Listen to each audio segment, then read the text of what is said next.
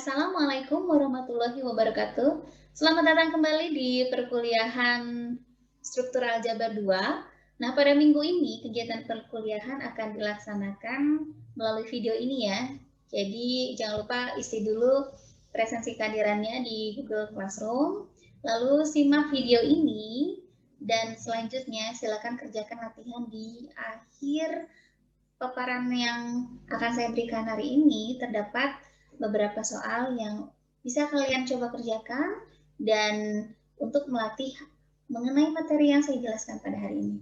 Nah, untuk materi hari ini atau tepatnya pada tatap muka keempat atau pertemuan keempat perkuliahan struktur aljabar 2, kita akan membahas materi mengenai daerah integral, di mana daerah integral ini merupakan salah satu ring khusus yang di dalamnya bahwa berlaku beberapa sifat-sifat ring, diantaranya bahwa ring tersebut haruslah ring yang komutatif, lalu terdapat unsur identitas di bawah operasi perkalian pada ring tersebut, dan tentunya bahwa dalam ring itu haruslah tidak memuat unsur pembagi nol. Nah, Bu, apa sih unsur pembagi nol gitu? Bagaimana cara kita melihat suatu ring itu punya unsur pembagi nol atau tidak? Ya, tentunya kita harus memahami dulu apa itu unsur pembagi nol. Nah, sekarang mari kita perhatikan materi mengenai daerah integral.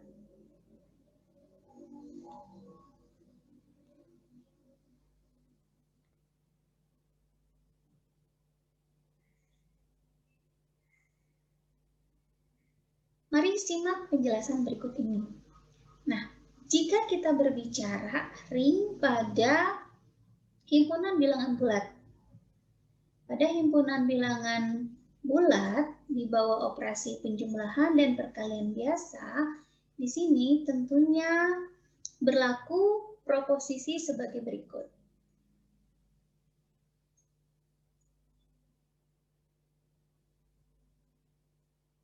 Ya, yang pertama, jadi kalau kita punya perkalian antara sembarang dua unsur berbeda, ya, di dalam himpunan bilangan bulat, misalkan di sini kita punya A dan B, kita punya A dan B di dalam himpunan bilangan bulat ya.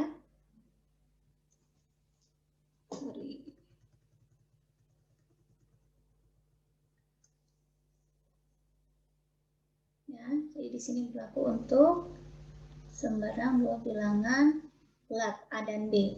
Nah, jika kita kalikan A dan B ini menghasilkan sama dengan 0, maka tentunya bahwa ini akan berlaku ketika A-nya sama dengan 0 atau B-nya sama dengan 0. Ya, jadi ini kalau kita berbicara di himpunan bilangan bulat.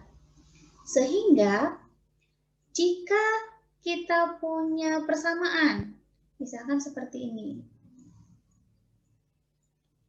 Diberikan persamaan X kuadrat ditambah 3X dikurang 4 sama dengan 0. Maka kita bisa faktorkan persamaan ini sehingga diperoleh X dikurang 1 dikali X dikurang 3 sama dengan 0. Atau diperoleh X-nya ini sama dengan 1 atau X-nya sama dengan 3. Nah, sehingga kita bisa katakan bahwa jika X kuadrat tambah 3X dikurang 4 sama dengan 0, ya, maka diperoleh X min 1 sama dengan 0 atau X min 3 sama dengan 0. Nah, jadi sebelum kita peroleh X sama dengan 1 atau X sama dengan 3, ini diperoleh ketika X min 1-nya sama dengan 0, gitu kan? Atau X min 3-nya sama dengan 0. Nah, kita katakan bahwa di sini X min 1 sama dengan 0 atau X dikurang 3 sama dengan 0, ini merupakan syarat perlu bagi penyelesaian persamaan X kuadrat ditambah 3X dikurang 4 sama dengan 0. Nah,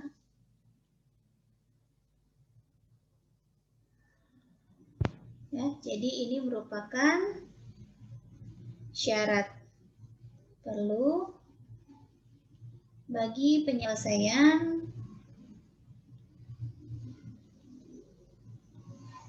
persamaan di atas, atau persamaan X kuadrat ditambah 3X dikurang 4 sama dengan 0. Nah, sekarang kita perolehlah akhirnya persamaan X kuadrat ditambah 3X dikurang 4 sama dengan 0, yaitu ketika X dikurang 1 sama dengan 0 diperolehlah X yang memenuhi, yaitu bernilai 1. Sedangkan ketika kita punya persamaan X dikurang 3 sama dengan 0 diperolehlah X sama dengan 3. Sehingga kita katakan bahwa penyelesaiannya dari persamaan X kuadrat ditambah 3X dikurang 4 yaitu 1 atau 3. Sekarang bagaimana kalau kita punya ring sembarang? Ya, tadi kita punya ringnya ini, ring pada himpunan bilangan bulat. Nah, sekarang bagaimana dengan ring pada himpunan bilangan bulat modulo 12? Apakah, pertanyaannya, apakah untuk untuk himpunan penyelesaian dari persamaan yang sama yang diberikan seperti ini, apakah dia mempunyai penyelesaian yang sama juga tidak seperti di himpunan bilangan bulat? Nah, mari kita simak. Ya, misalkan kita punya persamaan. Ya, untuk melihat perbedaannya saya ambil misalnya persamaannya seperti ini. X kuadrat dikurang 5X ditambah 6 sama dengan 0. Nah, ini kalau difaktorkan kita punya X dikurang 2 dikali X dikurang 3 ya. Nah, lalu sekarang kita berbicara di himpunan bilangan bulat modulo 12 ya. Ya, dimana ingat kembali bahwa himpunan bilangan bulat modulo 12 itu unsur-unsurnya adalah 0, 1, 2, 3, 4, 5, 6, 7, 8, 9, 10, dan 11. Atau sama saja dengan bilangan-bilangan yang merupakan sisa pembagian dibagi 12. Nah, sekarang kita tahu bahwa ini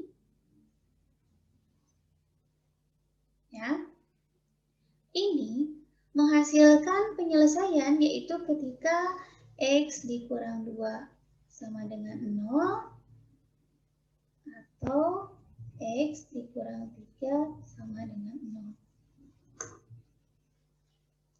Tapi apakah penyelesaiannya hanya dua ini saja gitu ya?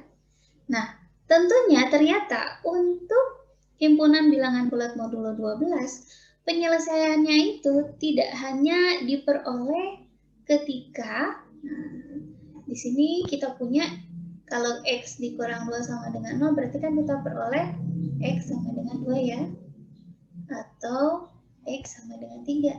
Tapi, mari kita perhatikan kalau kita punya bilangan yang lain, jadi bukan hanya 2 dan bukan hanya 3, di sini masih ada bilangan-bilangan lain di dalam Z12 yang membuat pernyataan atau proposisi X dikurang 2 dikali X dikurang 3 ini sama dengan 0. Ya, maksudnya apa, Bu? Nah, sekarang kita lihat. Kalau kita punya nilai X ini sama dengan 6, ya, maka jika kita hitung 6 dikurang 2 dikali 6 dikurang 3, ini kan sama dengan 4 dikali 3 ya. Dan hasilnya berapa di dalam himpunan bilangan bulat modulo 12? Ini hasilnya juga sama dengan 0. Terus bilangan lain, misal kita punya X sama dengan 11, ini masih anggota Z12 ya, atau masih anggota himpunan bilangan bulat modulo 12. Nah, sekarang kalau kita substitusikan 11 dikurang 2 dikalikan dengan 11 dikurang 3. Maka diperolehlah 9 kali 8. Dan ini pun hasilnya sama dengan 0. Maka ternyata tidak hanya X sama dengan 2 atau X sama dengan 3 saja yang menghasilkan atau menyelesaikan persamaan X kuadrat dikurang 5X ditambah 6 di dalam Z12 ini. Tetapi masih ada bilangan-bilangan lainnya di sini, yaitu X sama dengan 6 juga X sama dengan 11.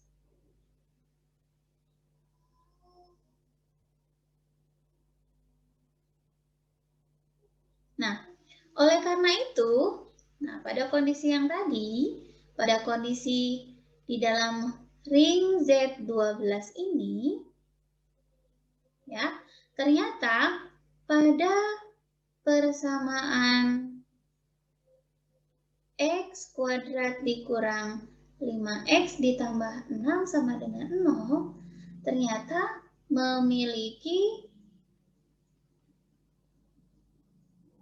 penyelesaiannya tidak hanya X sama dengan 2 atau X sama dengan 3 saja ya, tapi dia memiliki penyelesaiannya yaitu X sama dengan 2 atau X sama dengan 3 atau X sama dengan 6 atau X sama dengan 11.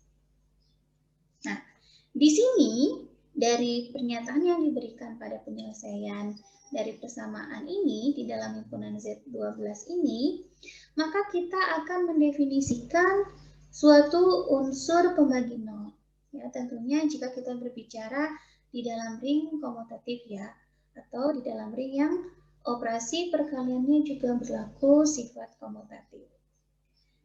Nah, sekarang mari kita lihat definisi dari unsur pembagi nol.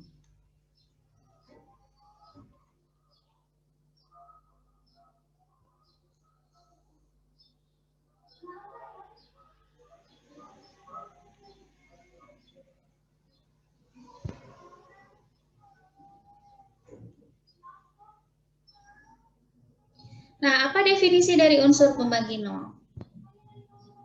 Misal, ya, kita punya suatu ring. Tentunya ring R ini haruslah ring yang komutatif.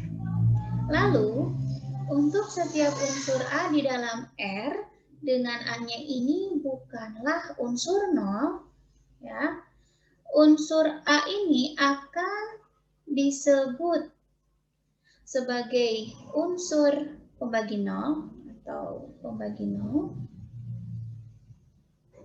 Ya, jika apa? Jika ada B, yang dimana B ini juga masih anggota R dan B ini tidaklah sama dengan 0, sehingga A dikalikan B ini hasilnya sama dengan 0. Dan ingat di sini A dan B ini adalah unsur-unsur di dalam R yang tidak sama dengan unsur pembagi nol. Nah, sebagai contoh, ya kita lihat.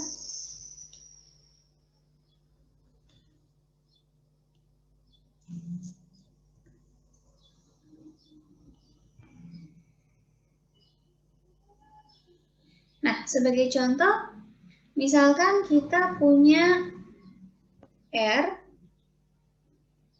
R-nya ini adalah bilangan bulat modulo 12, himpunan bilangan bulat modulo 12.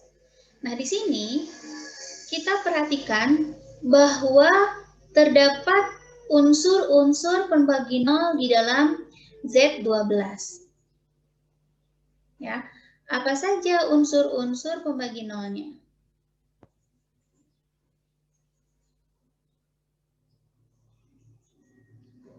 Di antaranya kita peroleh bahwa 2 ini merupakan unsur pembagi nol di dalam Z12. Nah, kita sebut 2-nya ini diberi tanda bar ya untuk membedakan 2 di dalam himpunan bilangan bulat biasa dengan 2 di dalam himpunan bilangan bulat modulo 12. Jadi di sini kita sebut saja tadi kan kita punya Z ini anggotanya 0, 1, 2, 3 sampai 11 ya.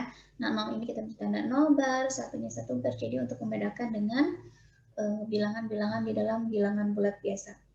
Nah, di sini 2 ini merupakan unsur pembagi 0 ya. Kenapa 2 kita sebut sebagai unsur pembagi 0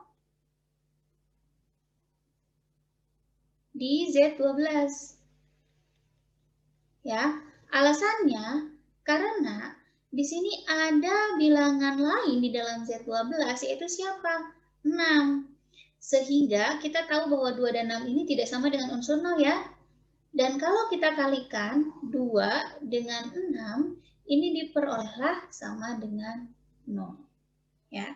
Jadi, dengan kata lain, kita peroleh 2 ini adalah unsur pembagi 0 di dalam Z12 karena ada 6 ini. Berarti karena di sini berlaku di dalam Z12 ini dia berlaku sifat komutatif si operasi perkaliannya, maka kita bisa katakan juga bahwa 6 ini juga merupakan unsur pembagi 0 di Z12. Alasannya karena apa? Ya tentu karena ada siapa? Ada 2, sehingga kalau kita kalikan 6 dengan 2, ini hasilnya juga sama dengan 0. Jadi ini alasannya dengan alasan yang sama.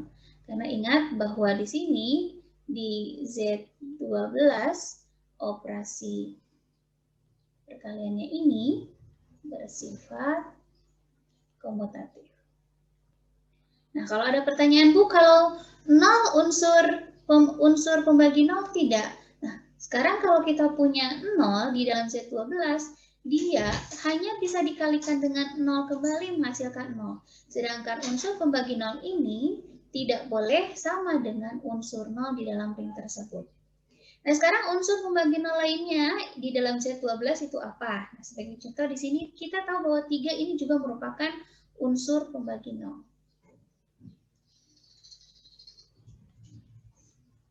Ya, 3 ini merupakan unsur pembagi 0 di Z12. Karena apa? Karena tentunya ada siapa nih? Ada 4 di dalam Z12. Sehingga kalau kita kalikan 3 dengan 4 ini juga akan menghasilkan 0. Nah, karena tadi berlaku sifat komutatif pada operasi perkalian di Z12, maka di sini kita peroleh 4 juga merupakan unsur pembagi 0 di Z12. Karena ada siapa? Karena ada 3, sehingga jika kita kalikan 4 dengan 3, ini juga hasilnya sama dengan 0. Nah, dengan cara serupa nanti kalian bisa cari di sini bahwa masih ada unsur pembagi 0 di dalam Z12, yaitu selain 2, 3, 4, dan 6, maka diperoleh 8, 9, ini 10 juga merupakan unsur pembagi 0 di Z12. Ya, sehingga dari sini bisa kita peroleh apa saja unsur-unsur pembagi 0 di Z12. Unsur-unsur pembagi 0 di Z12 itu adalah pertama kita punya 2, lalu 3, 4, 6, 8, 9, dan 10.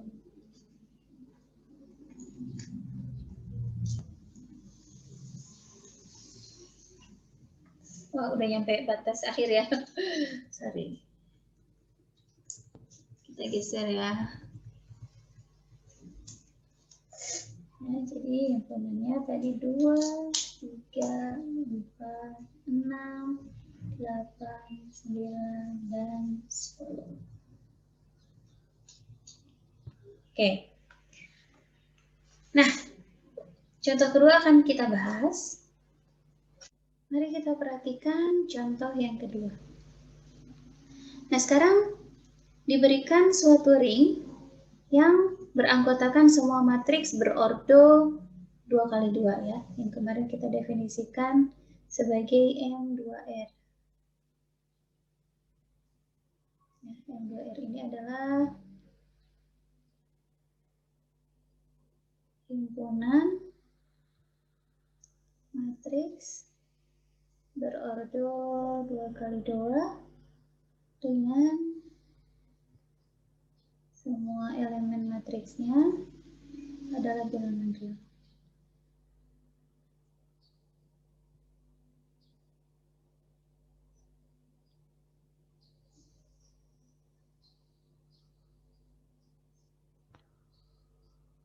Ya. Nah, di sini di dalam M2R ini terdapat unsur-unsur pembagi nol. Ya. Contohnya seperti apa? Nah, misalkan kita punya matriks A nih. Matriks A yang merupakan anggota dari M2R, yang anggotanya adalah 1, 0, 0, 0. Yang bisa kita perhatikan bahwa A ini tidak sama dengan matriks 0 ya. Tidak sama dengan matriks 0 di dalam M2R, dan dia memiliki elemen-elemen yang merupakan bilangan real dengan ordo 2 kali 2. Lalu kita punya B yang anggotanya adalah 0, 0, 0, 1. Ya, dan ini pun juga tidak sama dengan matriks 0 di dalam M2R. Namun, ketika kita kalikan,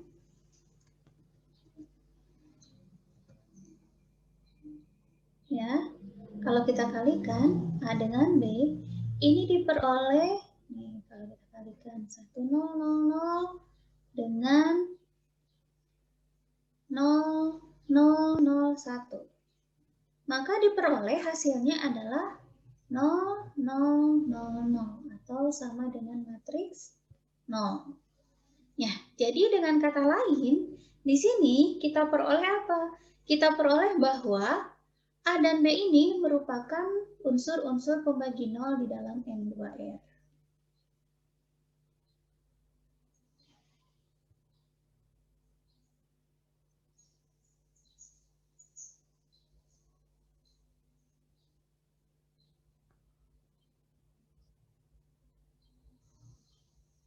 Nah, coba sekarang kalian cari unsur-unsur pembagi nol di M2R ini apakah masih ada atau tidak.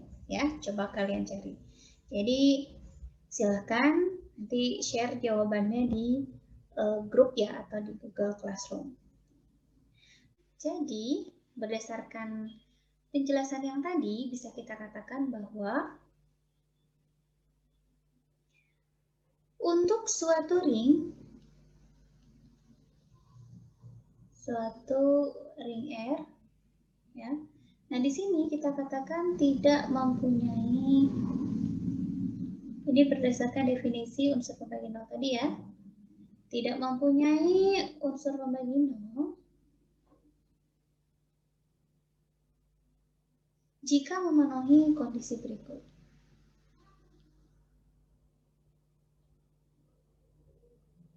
Yaitu, untuk setiap A dan B di dalam ring R, jika dikalikan AB ini ternyata sama dengan 0, maka A-nya sama dengan 0, atau B-nya sama dengan 0. Nah, atau kontrapositifnya,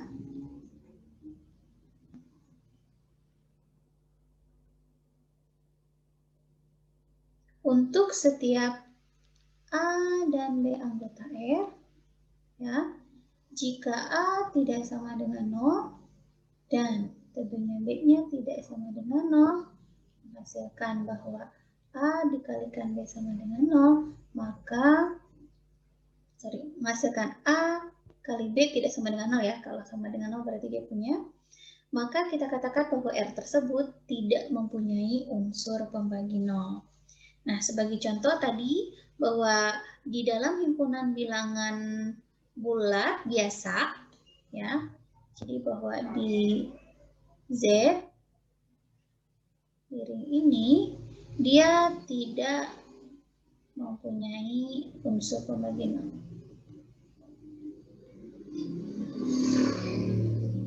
Ya, karena berlaku tadi. Untuk setiap A dan B, yang kalau dikalikan sama dengan 0, hanya ada solusinya yaitu A-nya sama dengan 0 atau B-nya sama dengan 0. Sedangkan tadi, contoh lainnya, di dalam Z12. Nah, di dalam Z12 itu, dia ternyata mempunyai unsur pembagi 0. Nah, sekarang kita lihat ada satu teorema.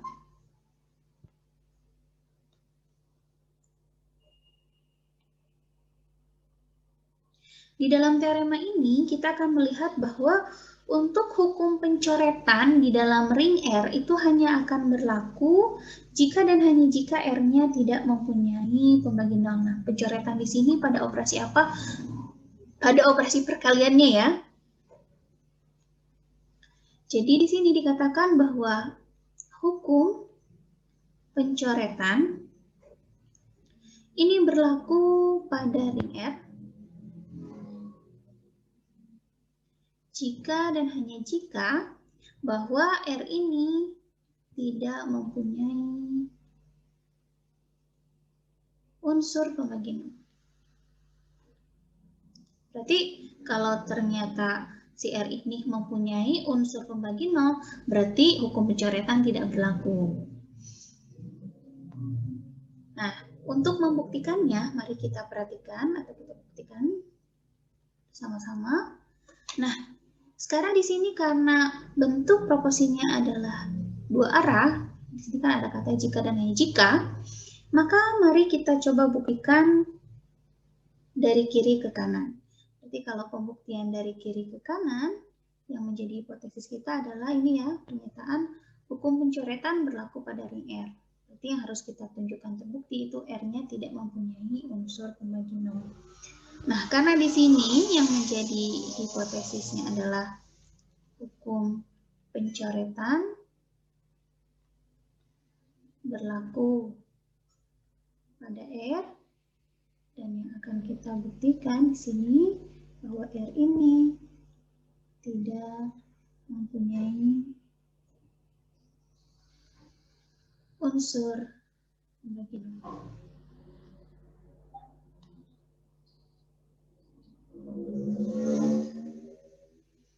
Nah, bagaimana untuk bukti dari kiri ke kanan? Untuk pembuktiannya, pertama kita misalkan ada dua anggota di dalam R, yaitu A dan B. Karena yang mau kita tunjukkan bahwa ini ya, berarti kondisi ini terpenuhi di dalam ring R. Nah, sekarang jika kita ambil A dan B di dalam ring R dengan A-nya tidak sama dengan 0, maka ya, kita peroleh untuk AB sama dengan 0, ya. Ini hanya jika dan hanya jika kita tahu tadi A-nya tidak sama dengan 0, berarti hanya berlaku ketika AB sama dengan A0.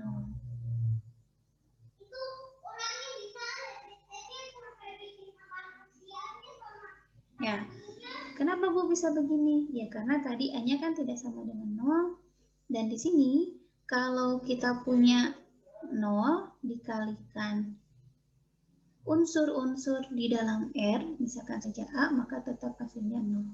Nah, karena di sini kita bisa membuat pernyataan AB sama dengan A kali 0 dengan menggunakan hukum pencoretan, ya karena tadi berlaku hukum pencoretan, kita gunakan pencoretan kiri, maka diperoleh B sama dengan 0. Berarti di sini untuk AB sama dengan 0 ini hanya berlaku ketika B-nya sama dengan 0 dan A-nya tidak sama dengan 0. Nah, sekarang sebaliknya, itu dengan cara yang sama. Jadi kalau sekarang A-nya kalau sekarang B-nya yang tidak 0, ya, maka jika kita punya AB sama dengan 0, ya berarti sekarang kita buat ini 0 ini sebagai 0 kali B, lalu kita gunakan hukum pencoretan kanan, maka diperoleh A-nya sama dengan 0. Berarti dari sini kita peroleh simpulan bahwa jika A kali B sama dengan 0, maka hanya dipenuhi yaitu ketika A-nya tidak 0 dan B-nya 0, ya, atau ini A-nya 0 dan B-nya tidak 0. Berarti hanya berlaku ketika A-nya sama dengan 0 atau B-nya yang sama dengan 0. Ya. Nah, sedangkan jelas ya kalau A-nya 0 dan B-nya 0 itu hasilnya pasti akan sama dengan 0. Maka di sini sudah terbukti bahwa artinya ketika kita punya argumen ini, si R ini tidak mempunyai pembagi 0. Nah, sekarang kita akan coba buktikan untuk dari arah kanan ke arah kiri ya. Ya, di sini saya hapus dulu sebelah sini supaya kita masih bisa melihat pernyataan atau posisi di dalam teoremanya ya.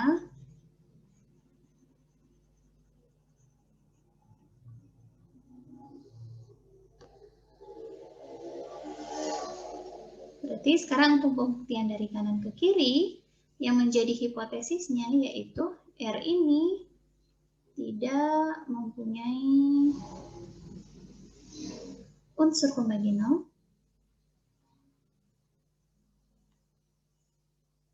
Ya, dan yang akan kita buktikan bahwa di dalam R ini berlaku hukum pencoretan.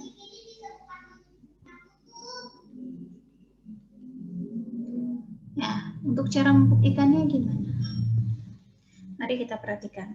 Nah, untuk membuktikan bahwa berlaku hukum pencoretan di dalam R, dan sekarang kita tahu bahwa si R-nya ini tidak mempunyai unsur pembagi 0, kita misalkan saja kita punya 3 anggota di dalam R. Misal A, B, dan C ini merupakan anggota dari ring R, dan kita pilih salah satunya yang tidak sama dengan unsur 0. Misalkan A-nya. Nah, maka jika kita punya persamaan seperti ini, AB sama dengan AC, ya, ini kan kalau kita tambahkan dengan inverse aditif ya dari AC di ruas kiri dan kanan, kita peroleh AB dikurang AC sama dengan AC dikurang AC ya, berarti si unsur 0 ya. Nah, ini bisa kita gunakan sifat distributif kiri sehingga diperolehlah A dikali B min C sama dengan 0. Nah, karena tadi bahwa si R ini tidak mempunyai unsur pembagi 0, maka kita peroleh A-nya sama dengan 0 atau B min C-nya sama dengan 0 ya. Sedangkan tadi A-nya itu diketahui tidak sama dengan 0. Berarti yang diambil yang mana? Yang diambil adalah ini, yang B min C sama dengan 0. Ya, jadi kita hanya mengambil B min C sama dengan 0. Alasannya kenapa ya? Karena tadi kita tahu bahwa A-nya ini tidak sama dengan 0. Ya, sehingga kita peroleh simpulannya bahwa B ini sama dengan C. Nah, apa artinya? Jika kita punya pernyataan ini, jika A, B sama dengan AC, maka B sama dengan C. Nah, artinya bahwa hukum pencoretan, apa ini? Hukum pencoretan kiri gitu ya, berlaku di R. Nah, untuk pencoretan kanannya gimana? Nah, untuk pencoretan kanannya bisa kalian lakukan dengan cara serupa, tapi posisikan A-nya di sebelah kanan ya. Jadi nanti kalian akan punya BA sama dengan CA. Berarti kan BA dikurang CA sama dengan 0. Gunakan distributif kanan sehingga B kurang C kali A sama dengan 0. Karena A tidak sama dengan 0, maka diperoleh juga B sama dengan C. Sehingga hukum pencoretan kanan juga berlaku. Jadi silakan coba kerjakan sendiri atau dituliskan sendiri pembuktian untuk hukum pencoretan kanannya. Nah, karena hukum pencoretan kiri dan hukum pencoretan kanan berlaku, maka kita katakan bahwa di R ini berlaku hukum pencoretan. Nah, sekarang kita tahu bahwa ternyata untuk suatu sembarang ring gitu ya, ada yang punya unsur pembagi nol dan ada juga yang tidak punya unsur pembagi nol. Nah, khusus untuk ring-ring yang tidak mempunyai unsur pembagi nol, ternyata di sana berlaku hukum pencoretan. Ya. Nah, sekarang kita akan membahas mengenai definisi dari daerah integral yang menjadi topik utama pada pertemuan hari ini. Nah, apa itu daerah integral? Jadi, definisi dari daerah integral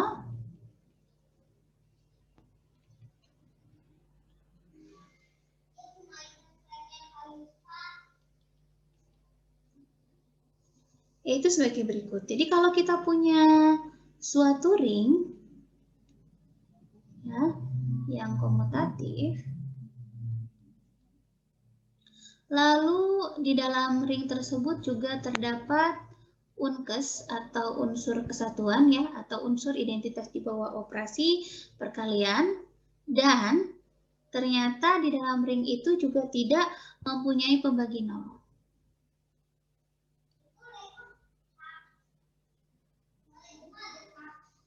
Ya, maka ring tersebut itu akan disebut daerah integral. Jadi intinya syarat suatu ring ini bisa dikatakan sebagai daerah integral berdasarkan definisi yang diberikan. Yang pertama apa? Yang pertama tadi ini bahwa ringnya itu haruslah ring yang komutatif, lalu harus terdapat unkes dan tidak mempunyai pembagi nol.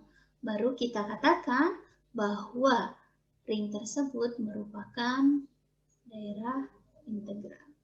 Ya, jadi itu harap diingat.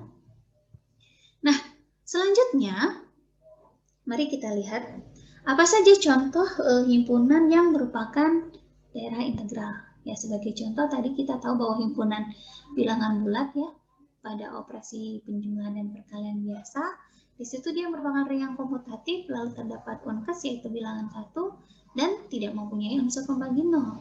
Berarti kita tahu bahwa untuk himpunan bilangan bulat ya, dia merupakan daerah integral.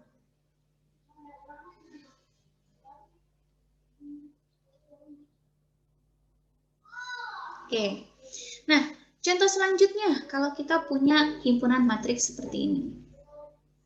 Ya, contoh lainnya, kalau kita punya himpunan matriks diberikan himpunan M yang merupakan himpunan matriks dengan unsur-unsurnya itu adalah berbentuk seperti ini.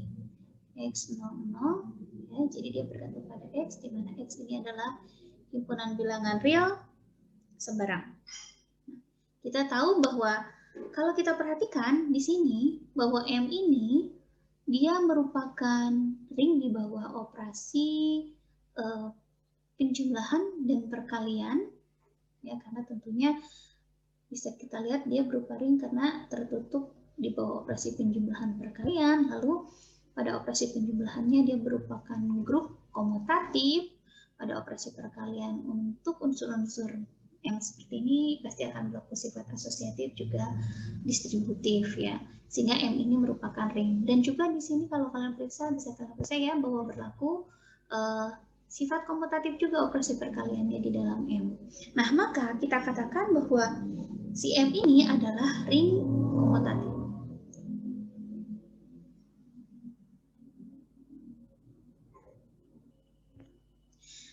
Kemudian kita juga bisa melihat bahwa M ini juga mempunyai unkes atau unsur kesatuan di bawah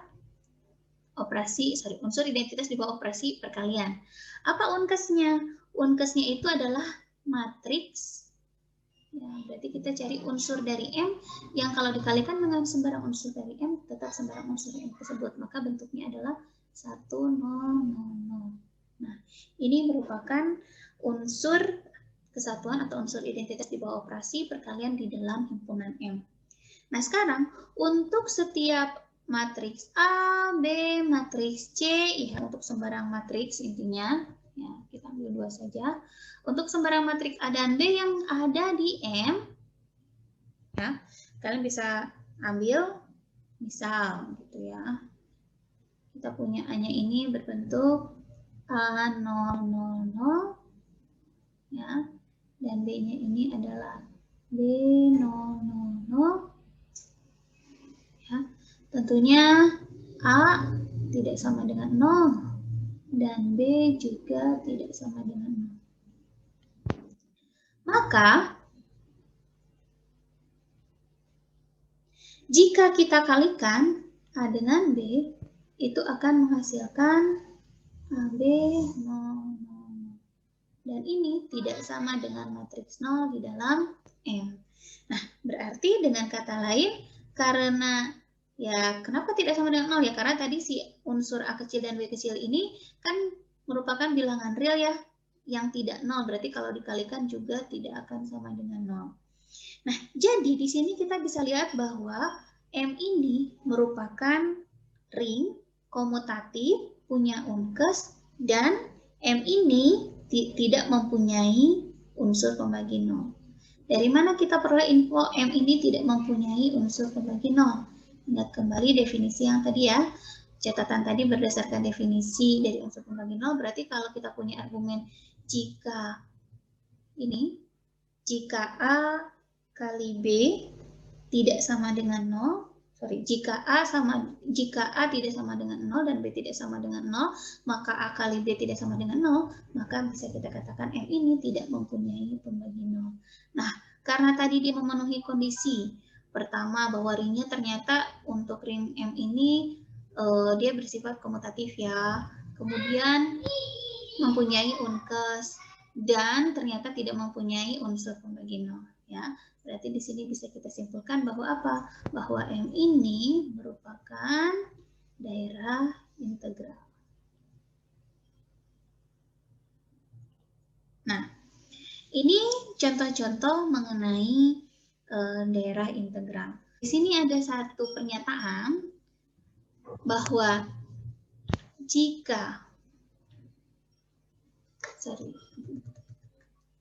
bahwa untuk ZP di mana P-nya ini adalah akan kita sebut sebagai daerah integral.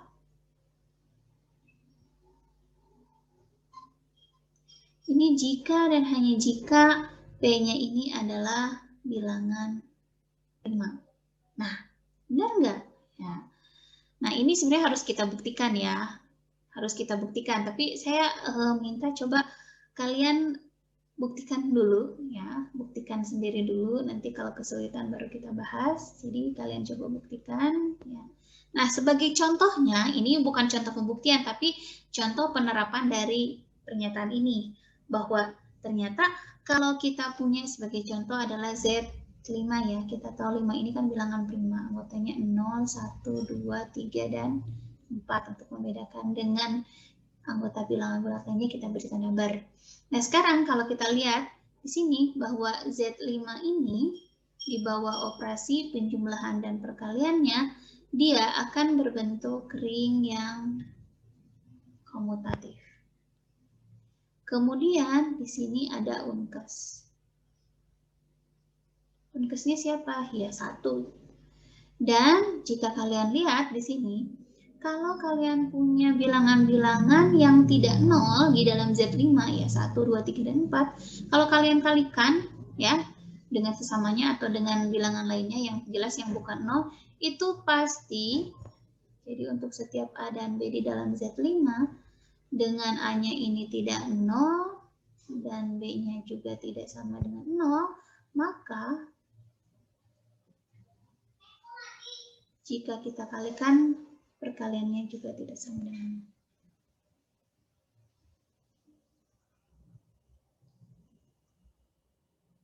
0. Ya. Nah, ini sebagai contoh. Nah, untuk selanjutnya kalian coba kerjakan latihan yang ada di Google Classroom ya.